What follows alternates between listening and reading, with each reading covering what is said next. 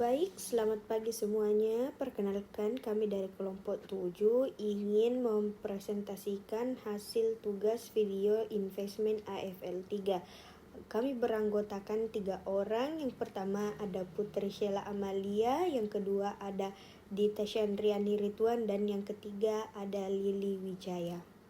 Jadi saya akan menjelaskan dari fundamental BRIS.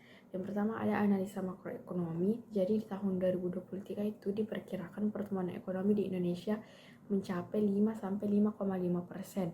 Hal ini memberikan dampak positif untuk BRIS, terutama dalam hal peningkatan permintaan kredit dan deposito.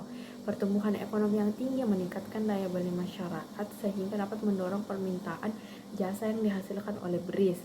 Dan juga pertumbuhan ekonomi yang tinggi dapat meningkatkan pendapatan masyarakat sehingga dapat meningkatkan kemampuan masyarakat untuk menabung dan berinvestasi. Berikut adalah tabel dari tingkat inflasi di tahun 2023 berdasarkan dari data Bank Indonesia. Jika dilihat dari tabel ini, rata-rata inflasinya itu mencapai 4-4,5%. Jadi ini masih dalam batas wajar, dan inflasi yang rendah akan dapat membantu BRIS menekan biaya produksi dan dapat meningkatkan laba untuk perusahaannya. Perubahan inflasi terhadap saham BRIS ini tidak dapat digeneralisir, tergantung pada beberapa faktor. Dengan kondisi inflasi yang terkendali pada tahun 2023, maka dampak negatif terhadap saham BRIS diperkirakan akan relatif kecil. Dan ini untuk suku bunganya. Jadi di tahun 2023 itu BI telah meningkatkan suku bunga acuan sebanyak 2 kali, yaitu pada bulan Juli dan bulan Oktober. Kenaikan suku bunga acuan ini bertujuan untuk mengendalikan inflasi yang mulai meningkat.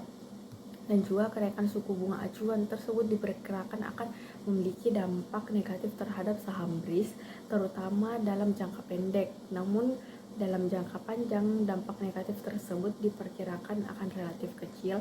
Berdasarkan kinerja BRIS pada tahun 2023, BRIS akan dapat mencapai kinerja yang baik meskipun terdapat kenaikan suku bunga. Dari segi industri, jadi PT Bank Syariah Indonesia ini merupakan perusahaan yang bergerak di bidang perbankan khususnya untuk syariah, dan di tahun 2021 BRIS ini mengalami penggabungan dari 3 bank, yang itu Bank BRI, BNI, dan Mandiri. Dalam analisis fundamental, perusahaan ini mengalami perbaikan sedikit demi sedikit.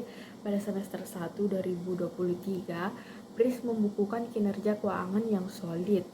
Industri perbankan syariah di Indonesia terus berkembang pesat, terlihat dari pertumbuhan asetnya. Perbankan syariah yang meningkatkan laba bersihnya tumbuh mencapai 4,7% sehingga menjadi 4,3 triliun aset BSI, dan juga asetnya itu tumbuh 15,2% dibandingkan tahun sebelumnya, dari 65,3 triliun menjadi 305,7 triliun. Dan juga ekuitas bank tersebut tumbuh hingga menjadi 33,5 triliun di tahun 2022 dari 25,0 triliun di tahun sebelumnya. Pada akhir tahun 2022, BSI melakukan aksi korporasi berupa rights issue.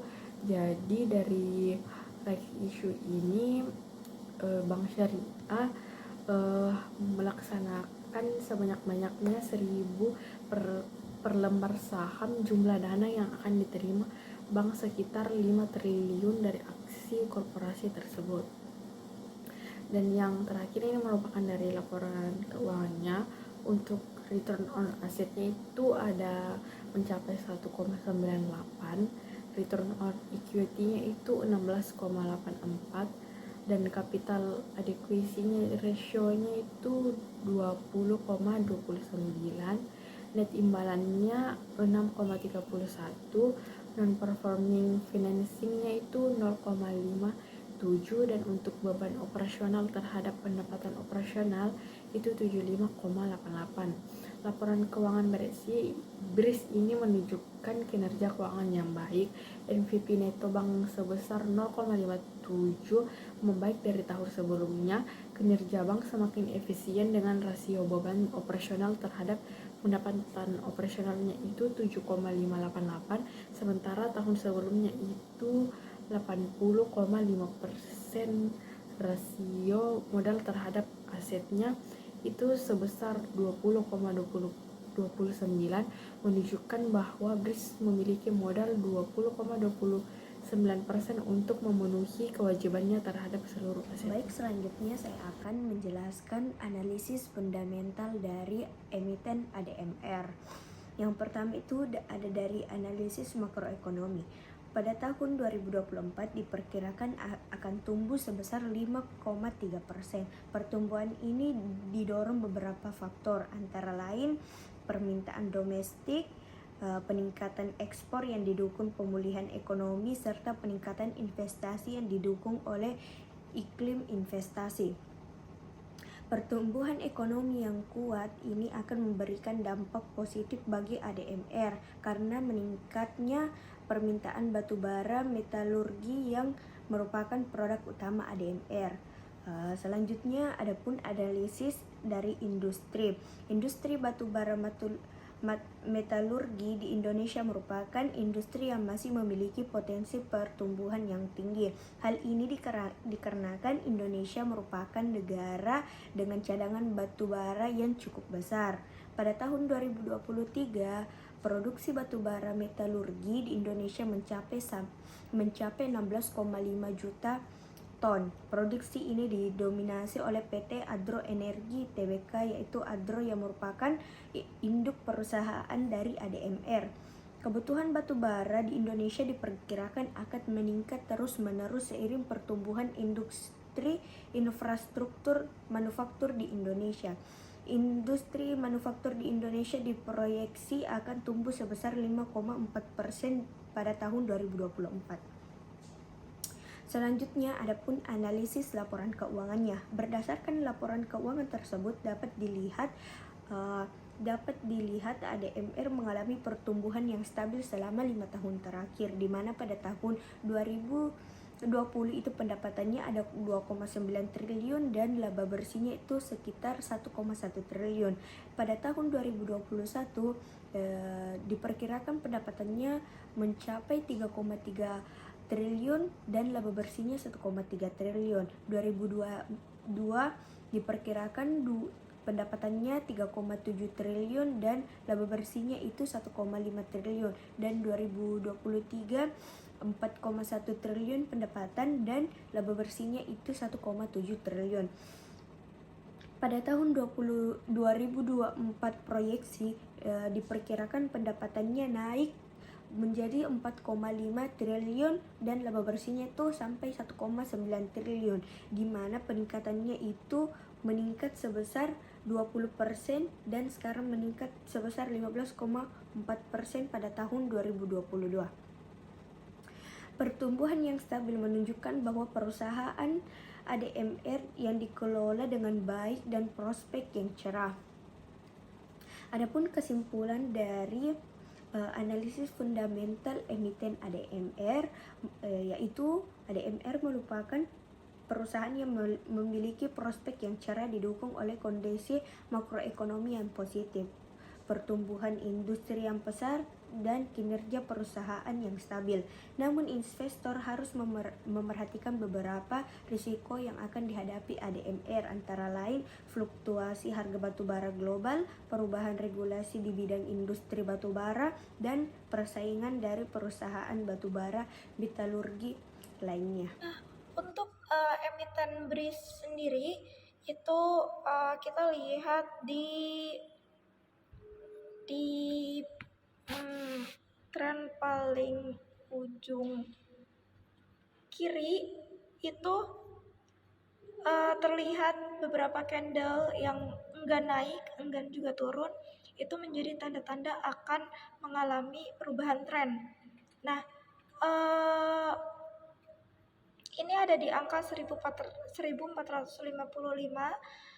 dengan menyentuh dua candle terus up di angka 1600-an, terus turun lagi, naik lagi, namun turun lagi, namun tidak menyentuh di angka 1600, terus naik lagi di angka 1700-an, terus turun lagi di angka 1700, pas naik lagi di angka 2050, dan itu adalah uptrend.